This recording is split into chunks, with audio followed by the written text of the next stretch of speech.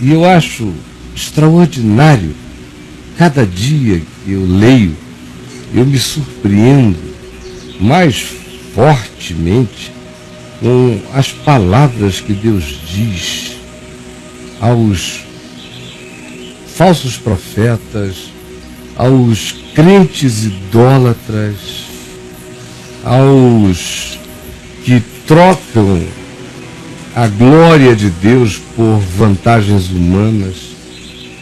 Esse evangelho da denúncia profética que a gente encontra nos profetas. É interessante que nós somos erigidos, dizem os apóstolos, sobre Jesus é a pedra da esquina, e nós fomos erigidos a partir dessa pedra de esquina sobre o fundamento dos apóstolos e dos profetas. Então, a força da vigência dos profetas é uma coisa que o Novo Testamento afirma com um poder categórico, até porque os profetas, eles não são legislativos. Os profetas são existencialmente definidores do que é o interpretar de Deus acerca do sentimento, do coração e da subjetividade humana. Ele denuncia coisas objetivas de natureza política, social, econômica, isso e aquilo, mas o foco é o coração. Não é o que você está fazendo de certo ou de errado do lado de fora, é como é que está teu coração. Por isso os profetas são vigentes, porque a pergunta do Evangelho é como é que está teu coração, porque tudo no Evangelho só é verdade se nascer no coração. E a palavra de Deus nos profetas carrega esse espírito do Evangelho com a mesma força. Quero ler aqui, assim, podia ler em qualquer texto anterior, ia ser um choque. Mas eu quero ler o que está no capítulo 14, e que diz o seguinte, olha só. Então vieram ter comigo, diz Ezequiel 14, então vieram ter comigo alguns dos presbíteros de Israel, dos anciãos, experientes de Israel, e se assentaram diante de mim. E veio a minha palavra do Senhor dizendo, na hora que os presbíteros se assentaram diante de mim, dizendo, filho do homem, estes homens levantaram os seus ídolos dentro em seu coração. Nem um ídolo do lado de fora, mas do lado de dentro. Eles levantaram os seus ídolos dentro dos seus corações. Os presbíteros de Israel, que eram contra os ídolos do lado de fora, levantaram os seus ídolos nos seus corações. Tropeço para a iniquidade que sempre têm eles diante de si mesmos. É uma coisa extraordinariamente poderosa. Nunca um filósofo disse palavras tão rasgantes acerca da alma.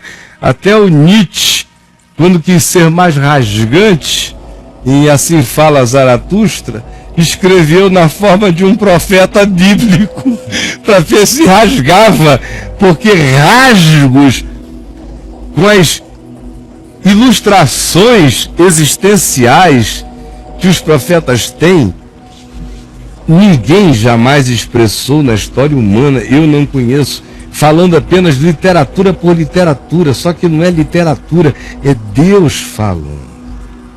Olha, filho do homem, esses presbíteros levantaram os seus ídolos dentro em seu coração. Tropeço para a iniquidade que sempre têm eles diante de si. Esses ídolos são o tropeço que eles erigiram para a iniquidade que não os abandona. Então, a iniquidade está presente. Por causa dessa iniquidade que está presente na sutileza dos seus corações, eles constroem os ídolos subjetivos. Seja dinheiro, seja poder, seja fama, seja o culto de si mesmo, seja o que for. Eles elegem. E isso aí mantém o ciclo da desgraça presente, porque se transforma no tropeço para a iniquidade que eles já têm diante de si. Acaso permitirei que eles me interroguem alguma coisa? É uma cacetada, rapaz. Escuta, você acha que eu estou aqui para ficar respondendo pergunta desses caras, diz Deus? Eles que vão estudar teologia. Mas não, assim, nesse estado, com esses ídolos, com essas vaidades, com essas disputas, com essas torpezas, com esses interesses, como idolatria, e que só estão presentes porque antes disso nos seus corações já havia a iniquidade latente sendo adulada. Você acha que eu vou responder alguma pergunta deles? Agora veja só, Ezequiel está em casa e chegam os presbíteros de Israel, não é moleza não, na casa dele. Aí eles podem entrar, eles sentam na frente de Ezequiel. Aí quando Ezequiel os recebe, que olha para eles, Deus fala com Ezequiel: Ezequiel, olha esses caras. Depois eles dizem que eu é que sou implicante. Pelo amor de Deus. Desculpa, implicante é Deus. Veio a minha palavra do Senhor. Os caras na frente dele. Filho do homem, estes presbíteros levantaram os seus ídolos dentro em seu coração, são ídolos de subjetividade, tropeço para que a iniquidade que sempre eles têm diante dos seus olhos, diante de si, persista. Acaso permitirei que eles me interroguem?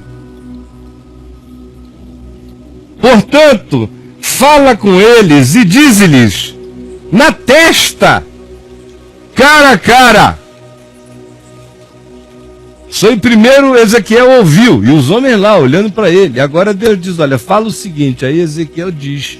Primeiro Deus explica: escuta, Ezequiel, você está achando que eu estou julgando fabuloso que eles vieram aqui, sentaram diante de você para fazer para me consultar? Não entra nessa de ficar vaidoso, não.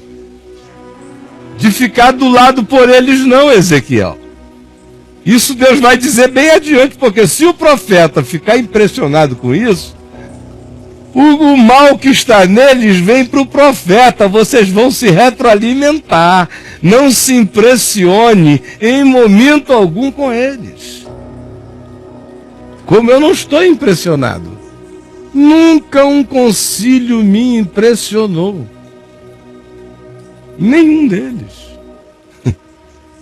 Eu vejo o coração. Eu quero saber se o rei está presente com coroa e os bispos são literatos que sabem cada um 8 línguas e leram todos os textos. Eu conheço os ídolos que eles têm dentro de si e a iniquidade que os pré-habita. Por isso é que eles fazem os seus ídolos para manter o ciclo interminável. Você acha que eu vou me impressionar com questões desses doentes que adoeceram a si mesmos pela sua soberba, pela sua arrogância, pelo seu culto de si mesmo, pelo seu autotesão, pelo seu narcisismo, pela sua síndrome de Lúcifer? E abre teu olho, Ezequiel. Já? Então dize a eles o seguinte: assim diz o Senhor Deus. E Ezequiel teve que dizer isso, Braulio, na frente dos caras. Depois eles dizem que eu é que sou implicante. Deus mandou Ezequiel dizer na frente dos caras: assim diz Deus. E Ezequiel disse: o que está escrito aqui aconteceu. Imagina a cena, o teatro. Imagina você filmando isso aí, com o Fernando, 2 câmeras. Valendo, lá no Areópago. De verdade, aqui, ó. Foi assim. Portanto, fala com eles e dize-lhes: assim diz o Senhor Deus: qualquer homem da casa de Israel que levantar os seus ídolos dentro em seu coração, sempre foi tudo dentro do coração. Jesus diz em Marcos 7, em tantos outros textos, o que sempre foi. Como o caso mais clássico do Velho Testamento é Davi, que naquele tempo, antes dele virar o rei Davi, o estereótipo físico de Davi era desprezível para os homens e mulheres, porque ele era branquinho, ruivinho, sardentinho, ele não parecia um judeu macho tipo clássico. Foi só depois de matar Golias, de virar o que ele virou, de ser poeta, arpista, general, rei, mavioso, estrategista, ungido do Senhor e tudo mais, que o paradigma de beleza em Israel mudou por causa dele, não por causa de nenhuma outra coisa. Mas o Davi foi desprezado. Foi desprezado em casa pelos irmãos, aqueles irmãos parrudos, morenos, judaicos, não sei o que e tal. E pelo pai, por todo mundo. Menos por Samuel, que olhou e disse: escuta, já passaram todos os teus filhos. Não tem nenhum outro filho, não. Ele disse: não, tem um garotinho, cara. Só um menino, rapaz, tá ali no campo, cuidando das ovelhas. Aí lá veio Davi, uma carinha, disse assim, de boa aparência, é porque era um rosto que carregava uma beleza meio extravagante para o padrão masculino contemporâneo. E era bonito demais para ser machoso o suficiente. E o cabelo ruivinho, não sei o quê. Aí veio Davi e o Samuel disse: esse aqui, chama teu filho, porque Deus não olha a aparência, o Senhor vê o coração. Sempre foi assim, nunca foi nem será diferente.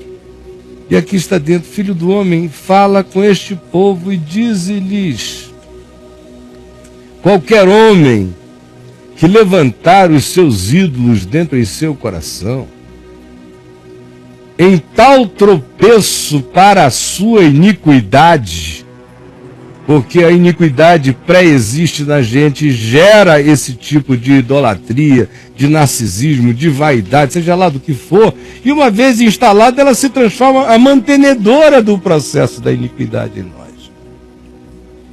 Se esse homem que é assim, que tem esse ídolo dentro de si, tem tal tropeço para a sua iniquidade, vier ao profeta, eu, o Senhor, vindo ele ao profeta, lhe responderei segundo a multidão dos seus ídolos. Eu vou deixar a vaidade dele falar se ele vier ao profeta. O que eu vou mandar o profeta falar, se o profeta for meu, é tudo o que ele quer ouvir. Ele não vai ouvir de mim nenhuma verdade. Ele só vai ouvir em nome desse Deus que ele criou, dessa idolatria que ele tem, o que a alma dele vai comer como veneno ainda maior. Lembrei de Acabe, o espírito de mentira. Quem pode boca sair e enganar Acabe. Lembrei agora. E é uma coisa violenta que está dito aqui. Violenta. E eu vou fazer isso crescer. Vem procurar o profeta com o coração cheio de ídolo, vai ouvir na boca do profeta as vozes dos seus ídolos, correspondentes aos seus caprichos, aos seus deuses interiores. Terrível. É horroroso. E tem bilhões de pessoas que vão se prendendo nesse ciclo para sempre. E aí prossegue dizendo: para que eu possa apanhar a casa de Israel no seu próprio coração. Foi o que eu disse ontem e anteontem. Juízo de Deus, ira de Deus, é Deus entregando a gente ao nosso próprio coração, ao nosso próprio ciclo. Não quer se submeter à verdade do Evangelho? Siga o seu coração, siga o seu próprio caminho. Você vai ver o tamanho que essa loucura vai tomar e a calamidade que ela vai trazer em pleno exercício da sua pseudo-liberdade. sendo livremente autodestrutivo, para que eu possa apanhar a casa de Israel, ou a igreja, ou esse povo, no seu próprio coração. Eles vão ficar presos e condenados a serem quem eles escolheram ser. Porquanto todos se apartaram de mim para seguirem os seus ídolos subjetivos, as suas vontades, os seus caprichos, as suas idolatrias, ao culto ao dinheiro, ao culto ao poder, ao culto à importância, ao culto à grandeza. São pessoas com complexo de inferioridade que, quando encontram no diabo a oferta da grandeza, se tornam esses cultuadores de grandezas. Assim diz o Senhor Deus. Daniel continua falando na cara deles, Ezequiel continua falando na cara deles. Isso tudo é cara a cara. Convertei-vos e apartai-vos dos vossos ídolos, criados pelas vossas determinações de capricho e de culto pessoal no coração, e dai as costas a todas essas vossas abominações hoje, agora, já, porque qualquer homem, seja ele quem for, que se alienar de mim e levantar os seus ídolos dentro do seu coração, se alienar de mim, seja ele quem for, o pastor, o presbítero, o ancião, e se alienar de mim, perder o meu temor, já não andar em quebrantamento diante de mim, e levantar os seus ídolos dentro do seu coração e cultuar a sua vontade, e tiver tal tropeço para a iniquidade de si mesmo e dos outros, e vier ao profeta para me consultar por meio dele, a esse eu, o Senhor, responderei por mim mesmo. É interessante, ele diz, olha, a primeira alternativa, venha desse jeito, eu vou deixar todos os ídolos falarem. Venha alienado de mim, e eu falarei por mim mesmo. Voltarei o meu rosto contra o tal homem, e o farei sinal e provérbio. Farei dele um memorial generacional do que não ser em Deus, do que não ser como gente, do que não ser como pai, do que não ser como pastor. Farei dele o exemplo do que não ser na terra. Eliminá-lo-ei como memória, como lembrança do meio do povo. Até a família dele terá vergonha de lembrar a sua maldade. Nesse dia, com temor e com tremor, sabereis que eu sou Deus, que eu sou o Senhor. Se o profeta for procurado, for enganado, ficar impressionado, viu, Ezequiel, com as presenças, falar alguma coisa, eu, o Senhor, enganei esse profeta que ficou impressionado. Eu não posso ter profetas impressionados. Quem fala no meu nome não tem barganhas a fazer. Estenderei a minha mão contra o profeta e o eliminarei como profeta do meio do povo também. Profetas impressionados me impressionam definitivamente mal, diz o Senhor. Ambos levarão sobre si a sua iniquidade, o que consulta e o consultado, o que chega alienado ou deliberado na hipocrisia, e aquele que acolher e ficar impressionado por ter sido procurado, para que na minha presença aqueles que são meus aprendam a não se desviarem de mim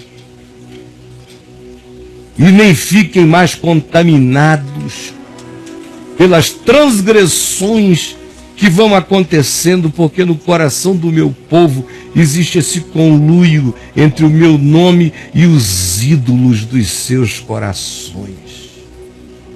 E os profetas das suas aquisições, ou impressionados pelos seus poderes, ou pelas trocas, ou pelas barganhas. Então, diz o Senhor Deus, no dia que eles entenderem isso, eles serão o meu povo. Nesse dia eu serei o seu Deus. Nunca antes disso. Nunca antes desse dia. Jesus, por favor, que a mera leitura da tua palavra tenha operado aquilo que nenhum poder humano pode operar. Eu entrego a ti semente eterna do Evangelho, dessa profecia de verdade. Peço ao Espírito Santo que tu a faça germinar e que o fruto seja fruto de vida, de cura, de arrependimento, de confissão de pecados, de transformação, de salvação do profeta, do pastor, do presbítero e de salvação do povo, seja do que andava em deliberado engano, seja do alienado, não importando em que nível estivessem, que hoje o teu Espírito dê a cada um mais uma vez a chance de se voltarem para ti, de se converterem em verdade, em nome de Jesus. Amém. A minha pergunta, qual é a minha pergunta para você? Se você pudesse ouvir esse vento,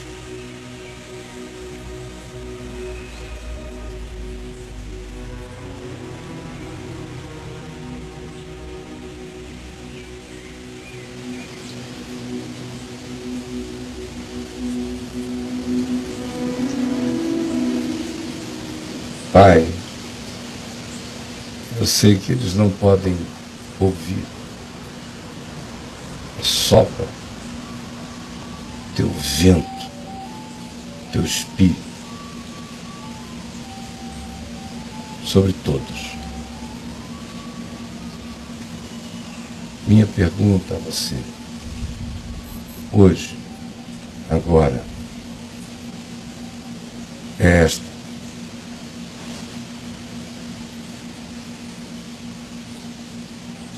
O que você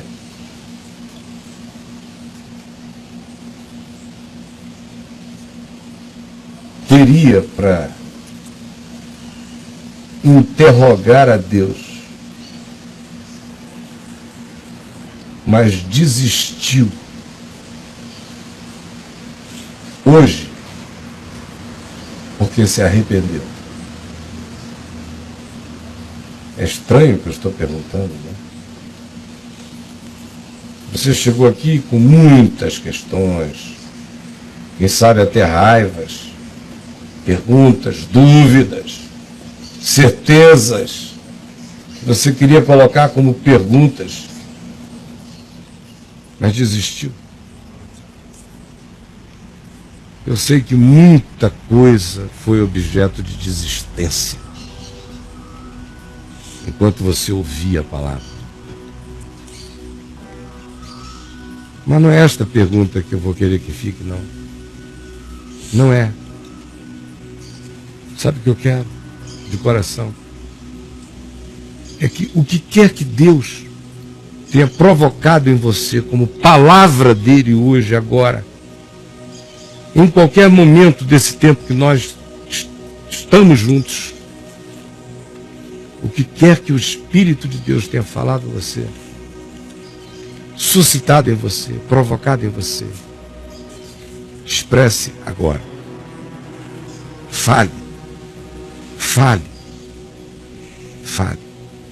É só o que eu quero.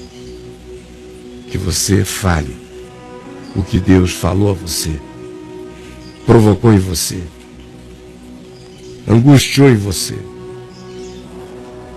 alegrou em você, revelou a você. Fale. Seja claro, simples, objetivo, sincero e verdadeiro. Não precisa se identificar, só precisa ser sincero. Escreva agora. Eu volto já.